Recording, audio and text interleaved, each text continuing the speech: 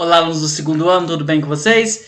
Estamos aí, mais uma semana, com os Planos de Estudos Tutorados de Minas Gerais, os PETs. Esse, o PET 2, semana 4, do segundo ano do ensino médio. Lembrando que no final do vídeo tem uma playlist com todas as semanas aí que eu já fiz do PET 2 e que todo domingo tem vídeo novo aqui no canal. Não se esqueçam de se inscrever no canal, dar like nesse vídeo, curtir, comentar e compartilhar com os colegas de vocês, beleza? Agora pegue seu caderno e vamos juntos fazer as atividades dessa semana.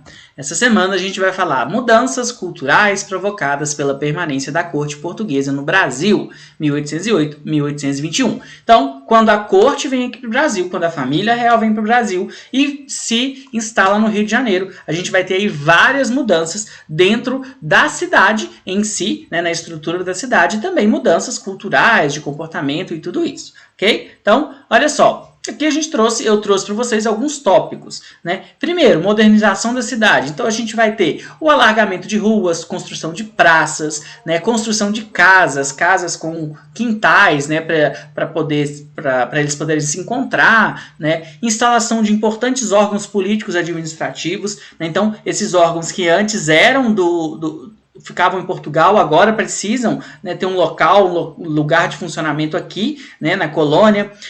Criação de 3 ministérios, vai fundar o Banco do Brasil, criação da Academia Médico-Cirúrgica, o Teatro Real, o Museu Nacional, o Observatório Astronômico, o Horto Real, a fundação da Imprensa Régia.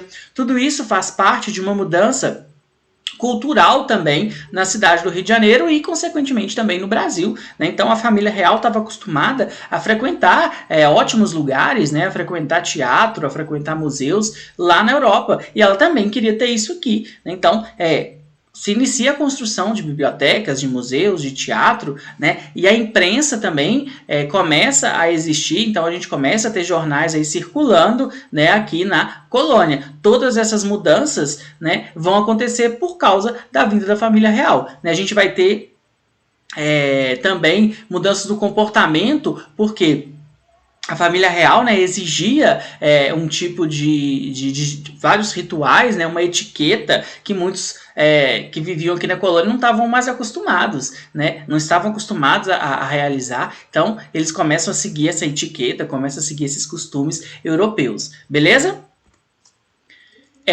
Uma outra coisa importante de a gente comentar, pessoal, é a missão artística francesa. Olha só, em 1816 chegou no porto do Rio de Janeiro a missão artística francesa, projeto organizado por Joachim Le Breton, intelectual, político e administrador francês, que reuniu considerável número de artistas plásticos interessados em viver no Rio de Janeiro. Eles introduziram o estilo neoclássico no Brasil, que estava iniciando, e foram encarregados por Dom João dos funcionamentos da recém-fundada Escola Real de Ciências, de Artes e Ofícios. Então a gente tem aí vários artistas franceses, né, intelectuais, que vão vir para o Brasil, né, e vão aplicar mudanças muito importantes. Então eles vão trazer um novo estilo, né, de construção, né, o neoclássico. O Brasil que estava muito fundado ainda, né, no barroco, no estilo colonial. E a gente começa a ter, né, a presença desses artistas, não só modificando a cidade, como também registrando a cidade, né? Então a gente vai ver aí alguns registros deles, né, algumas coisas que eles fizeram aí. Um desses artistas vai ser o Jean-Baptiste Debré, né? Ele é o mais lembrado pintor da missão artística francesa. Ele retratou o cotidiano das ruas do Rio de Janeiro, sobretudo o dia a dia da enorme população escrava da cidade. Debré viveu no Brasil de 1816 a 1831, né? Então um período longo, quando produziu uma extensa obra em 3 volumes, Viagem Pitoresca e Histórica ao Brasil. No primeiro, o tema foi os indígenas, no segundo, o trabalho escravo feito por africanos, e no terceiro, política e religião. Então a gente vai ver um pouco desses trabalhos aí dele. Olha só, a gente tem aí 2 imagens. A primeira, vendedor de pássaros negros, e o segundo, uma família brasileira no Rio de Janeiro. Então ele está representando o dia a dia dos escravos, né, das pessoas escravizadas. Ele tá demonstrando como que era esse dia a dia, que tipo de trabalho que eles faziam, né? A gente está acostumado a pensar muitas vezes que eles realizavam só trabalhos dentro, né, das lavouras, né, no campo. Não, né, nas cidades também a gente tinha uma população de escravos muito grandes e realizando os mais diversos trabalhos, né? Então aqui a gente tem o que a gente chama de escravos de ganho, que eram escravos que passavam o dia vendendo alguma coisa ou realizando algum tipo de trabalho e voltavam, né, para casa dos seus senhores aí no final do dia. E aqui do lado a gente tem uma representação de uma família, né, de senhores e os escravos, né, chama atenção aí, né, a gente tem aqui duas crianças que estão sendo alimentadas ali pela senhora, enquanto a escrava está lá abanando ela. Então a gente mostra aí como que era uma violência, né, esse tratamento dado aí a essas pessoas, ok? Falando em violência, a gente tem aqui três exemplos, na verdade, né, de imagens mostrando os castigos, né, que os escravos estavam sujeitos. Aqui a gente tem a boutique de Cordelier, né, e a gente tem um escravo sendo castigado com a palmatória. A palmatória é esse instrumento aqui, né, que ele é redondo assim, tem os furinhos, e o escravo com a mão, né, para ele apanhar ali. Então, provavelmente ele teria feito alguma coisa que o senhor não gostou e ele estava sendo castigado. Do outro lado aqui a gente tem uma execução de pena no Pelourinho. Pelourinho é esse local em que o escravo era amarrado e era açoitado, né? Ele era feito em praça pública para servir de exemplo, né, para os outros escravos. E aqui embaixo a gente tem negros ao tronco, né? Então eles amarrados aqui, né, eles presos pelos pés. Então a escravidão, como eu sempre gosto de lembrar para vocês, é uma violência muito grande, pessoal. A gente não pode minimizar isso, né? Então as pessoas escravizadas, as pessoas que foram escravizadas, elas sofreram uma violência muito grande, desde o momento em que elas são aprisionadas, né? Porque você deixa a sua vida, você deixa tudo que você conhece, você vai para outro lugar e você passa a ser tratado como um objeto, como uma coisa. Então a gente sempre tem que lembrar disso, né? A gente sempre tem que lembrar desse horror que foi, né, a escravidão.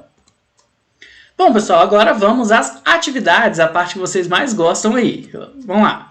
Com base na análise das imagens, descreva como era o cotidiano dos africanos que foram escravizados e que viviam no Rio de Janeiro. Então, olhando aquelas imagens, né, a gente pode perceber o seguinte: os escravos realizavam os mais diversos trabalhos, como serviço doméstico ou mesmo no comércio, representados nas primeiras imagens. Nas outras imagens, podemos observar que estavam sujeitos a diversos tipos de castigos, alguns deles realizados em praça pública.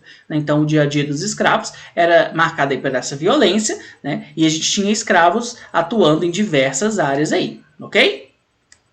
Na número 2, Nicole Antônio Taunay e seu filho Félix Emily Taunay pintaram muitas paisagens da cidade do Rio de Janeiro, do começo do século XIX. Analise as que foram selecionadas. Então a gente tem duas imagens aí, né, mostrando o Rio de Janeiro, a cidade do Rio de Janeiro, e está pedindo para a gente analisar. Com base nas imagens acima, descreva como era a cidade do Rio de Janeiro no começo do século XX e compare com o cotidiano do começo do século XXI, nossa época. Então, está pedindo para fazer uma comparação, né, com a cidade do Rio de Janeiro, as mudanças que foram acontecendo. Então, olha só. A cidade tem poucas construções, segue um estilo colonial, podemos observar uma natureza ainda exuberante. Vemos também algumas pequenas embarcações e homens a cavalo. A população é representada assistindo o que parece ser um escravo sendo castigado. Então, ó, a gente observa aqui que a gente não tem tantas construções, né? A gente tem poucas construções representadas. A gente tem uma população aqui, ó, representada assistindo o que parece ser um escravo sendo castigado.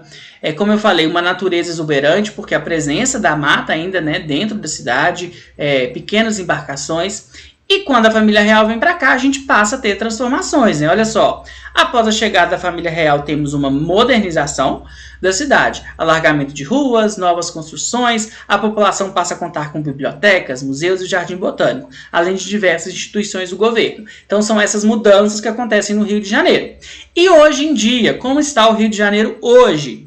Hoje, a cidade do Rio de Janeiro é mundialmente conhecida como uma cidade maravilhosa devido às suas paisagens e construções. Então, a gente tem o Cristo Redentor aí, que é conhecido mundialmente. O Rio de Janeiro, talvez, seja a cidade mais conhecida aí lá fora, né? Porém, sabemos os problemas sociais presentes na cidade. A violência do tráfico, das milícias, além da falta de estrutura em diversas regiões. As comunidades do Rio de Janeiro, a violência do tráfico, das milícias, então são problemas enfrentados aí pela cidade. Então a gente tem aí toda uma retrospectiva, desde como era a cidade antes da vinda da família real, como a vinda da família real faz com que o Rio de Janeiro se torne um centro, né, de muita coisa, e hoje os problemas sociais enfrentados aí na cidade, beleza?